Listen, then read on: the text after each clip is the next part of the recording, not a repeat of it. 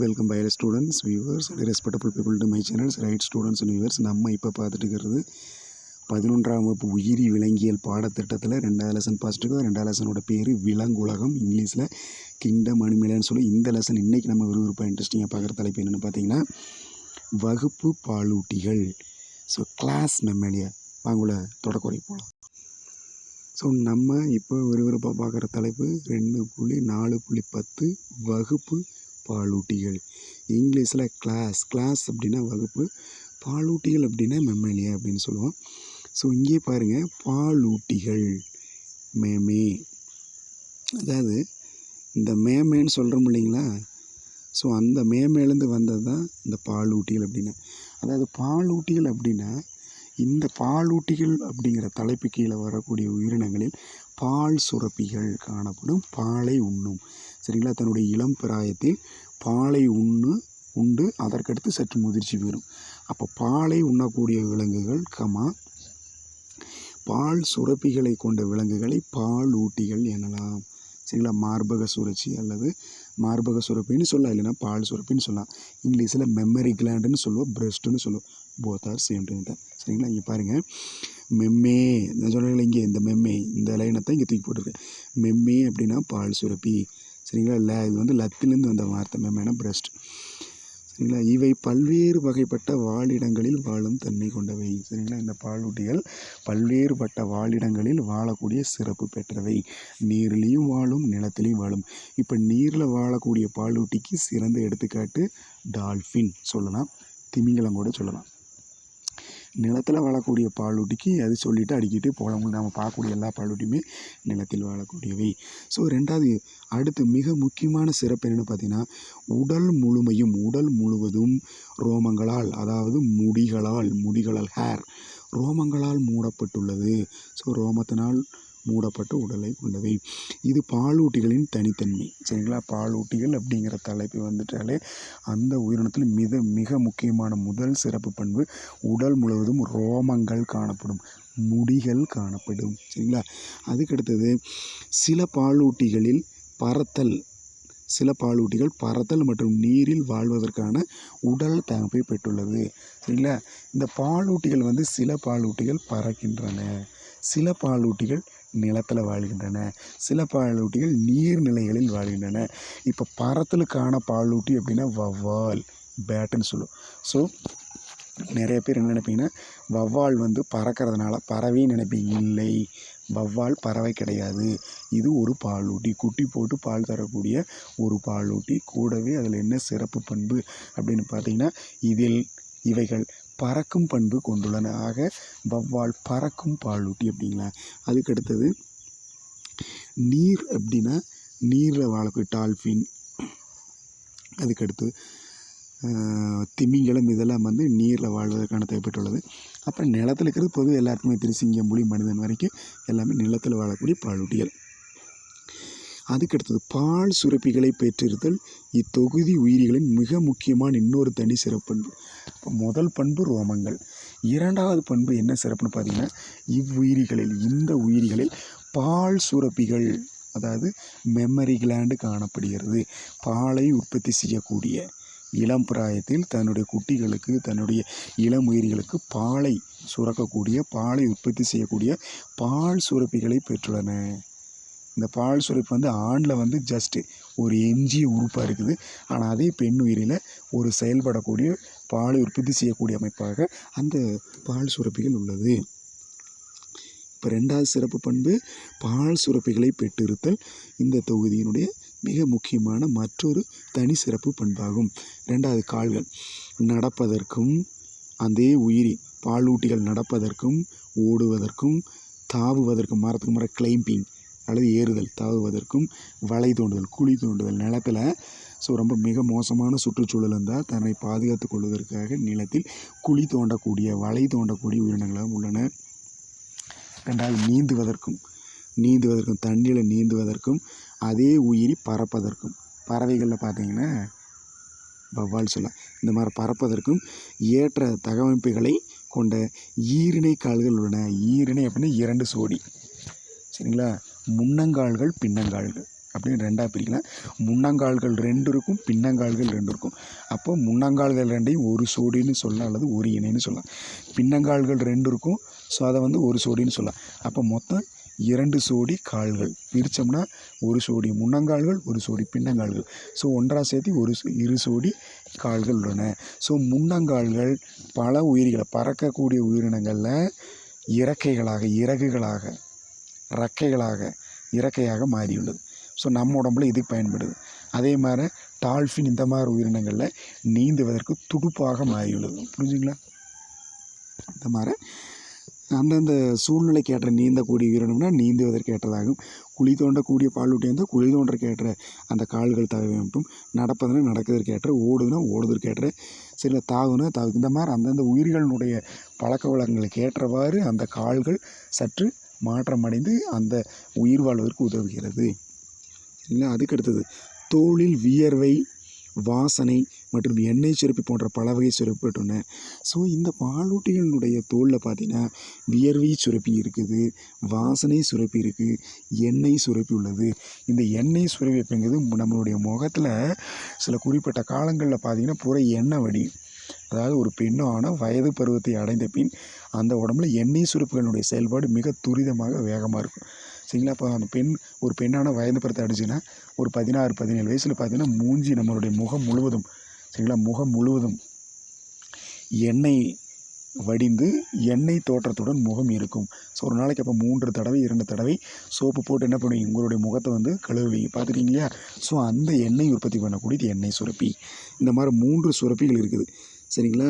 So வியர்வை சுரப்பி, வாசனை சுரப்பி, எண்ணெய் சுரப்பி இருக்குது. இந்த மாதிரி பல சுரப்பிகள் தோலில் உள்ளன. அப்போ தோலில் பார்த்திங்கன்னா பல சுரப்பிகள் இருக்குது. ஒவ்வொரு சுரப்பியும் ஒவ்வொரு பணிகளை செய்யுது.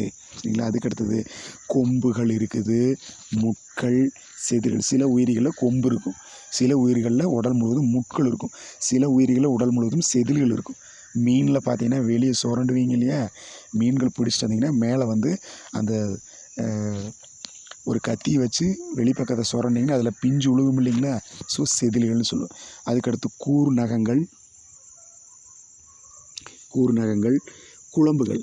மாடு, ஆடுலலாம் பார்த்திங்கன்னா தரையில் பழக்கூடிய கால் பகுதி கெட்டியாக இருக்கும் இல்லைங்களா? கருப்பு கலரில், அது குழம்புகள்னு சொல்லுவோம்.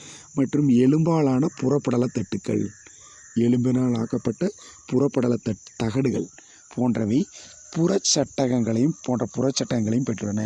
நான் ஏற்கனவே சொன்னேன், புறச்சட்டகம்னா தோல், அகச்சட்டகம்னா நம்ம உடம்புக்குள்ளே இருக்கக்கூடிய எலும்புகள்.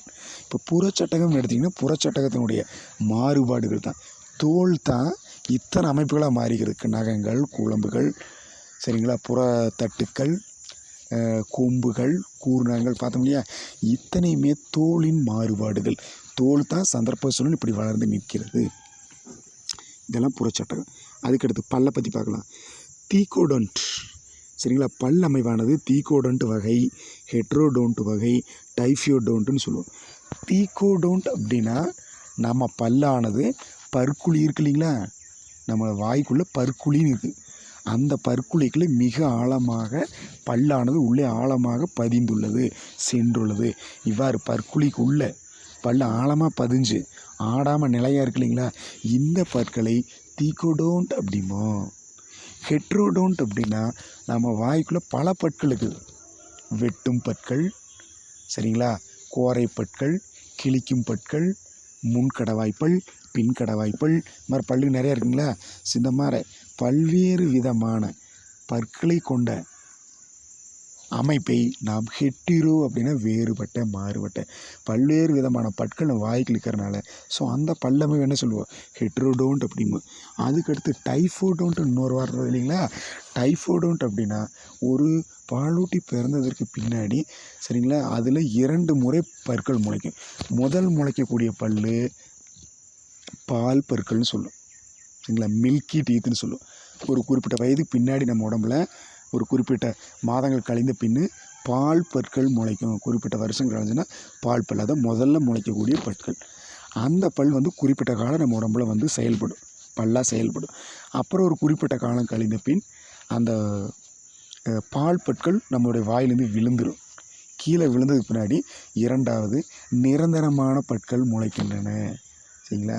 அப்போ அந்த நிரந்தரமான பல் நம்ம இறக்கும் வரை நம்மளுக்கு மெல்லுவதற்கும் பல்வேறு செயல்பாட்டுக்கும் உதவுகிறது.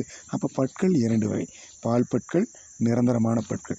பால் பற்கள் இங்கிலீஷில் மில்கி டீத்துன்னு சொல்லுவோம், நிரந்தரமான பற்களை பெர்மனன்ட் டீத்துன்னு சொல்லுவோம். அப்போ இப்படி ஒரு பாலூட்டியின் வாழ்க்கை சுழற்சியில் 2 முறை பற்கள் முளைத்தால், 2 முறை பற்கள் தோன்றினால், ஸோ அந்த அமைப்புகளை என்ன சொல்லுவோம்?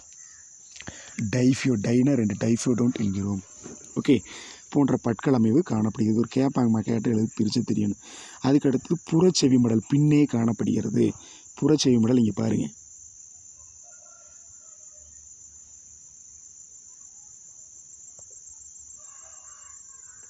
இதுதான் புறச்செவின்னு சொல்லுவோம்.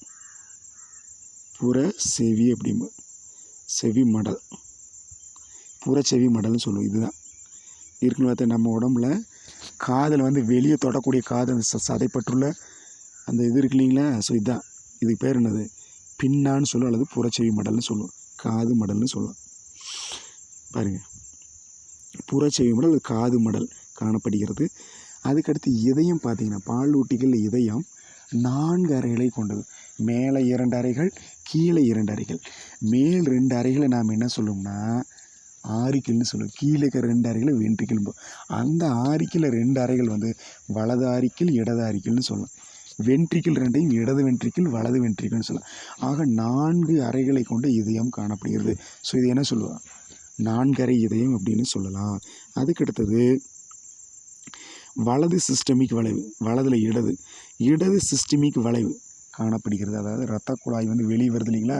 அதில் அந்த வளைவு வச்சும் உயிரினங்களை வகைப்படுத்துகிறாங்க. அதில் அந்த இடது சிஸ்டமிக் வளைவு காணப்படுகிறது. அதுக்கடுத்தது வளைவையும் கொண்ட சுற்றோட்ட மண்டலம், இரத்தோட்ட மண்டலம் காணப்படுகிறது.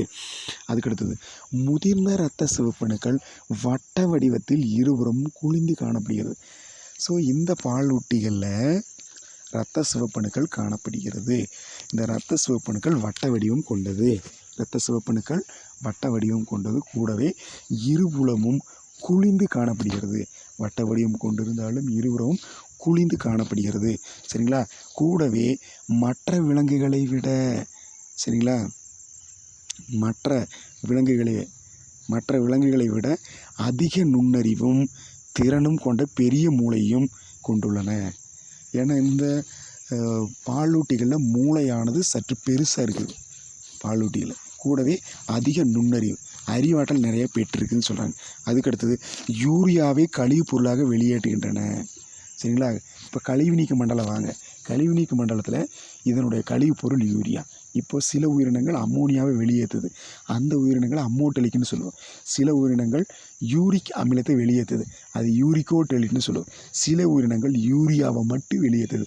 அது யூரிகோடெலிக்னு சொல்லுவோம். ஸோ நம்ம பார்க்குற தலைப்பு பாலூட்டிகளினுடைய கழிவு பொருள் என்னென்னு பார்த்தீங்கன்னா யூரியா. இப்போ யூரியாவை வெளியேற்றக்கூடிய உயிரினங்களை யூரியோடெலிக் அப்படின்னு சொல்கிறோம். அதுக்கடுத்தது சிறுநீரகம் பார்த்திங்கன்னா மெட்டானெஃப்ரி. இதுதான் கடைசியில் தோன்றின நன்கு நவீன சிறுநீரகம். மெட்டானெஃப்ரிக் வகை சிறுநீரகம் கொண்டவை.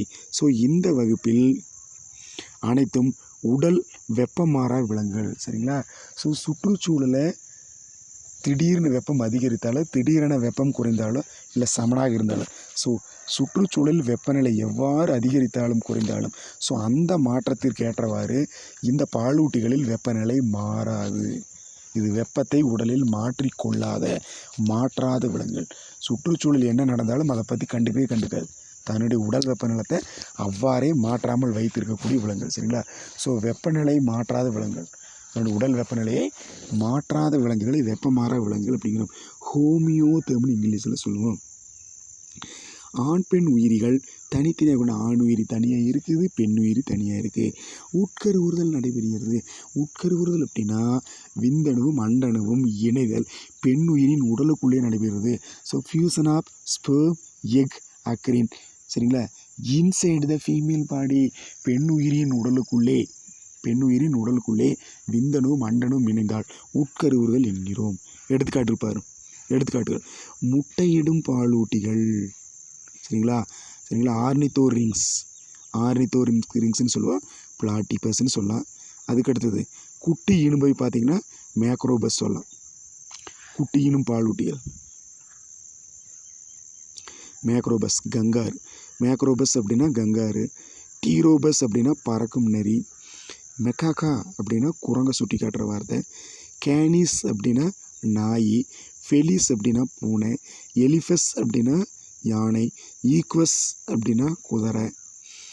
டெல்ஃபினஸ் அப்படின்னா டால்ஃபின். பேலினாப்டரா அப்படின்னா நீலத்திமிங்கலம். பேந்திரா டைகிரிஸ், டைகிரிஸ்னால டைகர் புலி. பேந்தர் அப்படிங்கிறனால அதுவும் பேந்தர்கள் சிங்கம்ங்கிற category panther leo. Homo sapiens homo sapiens மனிதன். இதெல்லாம் வந்து சிறந்த எடுத்துக்காட்டுகள். இதை கேட்கலாம் சரிங்களா. இதை கேட்கும்போது இதில் வந்து ப்ராக்கெட்டை வச்சு கேட்கலாம். மேக்ரோபஸ்ன்னு என்ன, கேனிஸ்னு எந்த குடும்பம், இதெல்லாம் கேட்பாங்க. அதெல்லாம் கரெக்டாக எழுதி தெரியணும். தமிழ் கூடவே இங்கிலீஷ் மீடியத்தையும் பார்த்துங்க. சரி, இந்த படத்தை பாருங்கள் என்ன இருக்குதுன்னு. குரங்குகள் இருக்கா. குரங்கு ஒரு பாலூட்டி, யானை ஒரு பாலூட்டி, திமிங்கலம் ஒரு பாலூட்டி. திமிங்கலம் வந்து நீர்வாழ் பாலூட்டி. டால்ஃபினும் நீரில் வாழக்கூடிய ஒரு பாலூட்டி. பிளாட்டிபஸ், கங்காரு எல்லாம் தெரிஞ்சது. அதே மாதிரி வவ்வால் பறக்கும் பாலூட்டி. வவ்வால். செதுகருடைய எறும்பு தின்னி, செதில்களுக்கு பாரு. அதுக்கு அடுத்தது தேவாங்கு, லெமூர்னு சொல்லுவோம், லங்கூர்னு சொல்லுவோம்.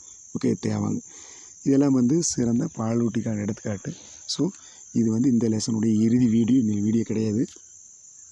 ஸோ எல்லா வீடியோவும் வந்து ஸ்கிப் பண்ணாமல் பாருங்கள், முழுசாக பாருங்கள். தேங்க்யூ, கீப் வாட்சிங்.